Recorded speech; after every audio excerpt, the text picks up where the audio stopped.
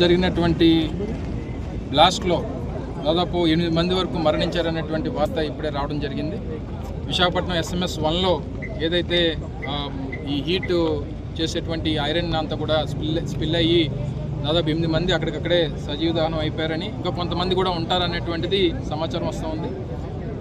మొదటి నుంచి స్టీల్ ప్లాంట్లో ఈ గడిచినటువంటి 2 సంవత్సరాలుగా అనేక సందర్భాల్లో స్టీల్ ప్లాంట్ని నిర్వీర్యం చేసేటువంటి కార్యక్రమంలో భాగంగా పూర్తిగా దాని మీద శ్రద్ధ పెట్టడం మానేశారు.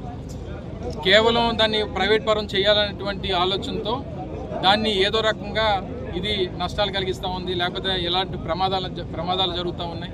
ఈ మధ్యకాలంలో ఎప్పుడూ లేనటువంటి ప్రమాదాలు ఇప్పుడే ఎందుకు జరుగుతూ ఉన్నాయి, ఇంతమంది ప్రాణాలు తీసేసేటువంటి దానికి ఎవరు కారకులు అనేటువంటి దాని మీద తప్పకుండా ఎంక్వైరీ జరగాల్సినటువంటి అవసరం ఉంది. సరే, ఇప్పటికిప్పుడు ఇంకా కొన్ని వివరాలు తెలుసుకోవాల్సినటువంటి అవసరం కూడా మాకుంది. కాబట్టి పూర్తి స్థాయిలో దీని మీద మాట్లాడలేకపోయినా కేవలం అశ్రద్ధతో, కేవలం స్టీల్ ప్లాంట్ని నిర్వీర్యం చేయాలనేటువంటి ఉద్దేశంతో, స్టీల్ ప్లాంట్ని ప్రైవేట్ పరం చేయాలనేటువంటి ఆలోచన ఈ ప్రభుత్వానికి, కూటమి ప్రభుత్వానికి ఎప్పటి నుంచి అయితే ఉందో మనందరూ కూడా చూసాం.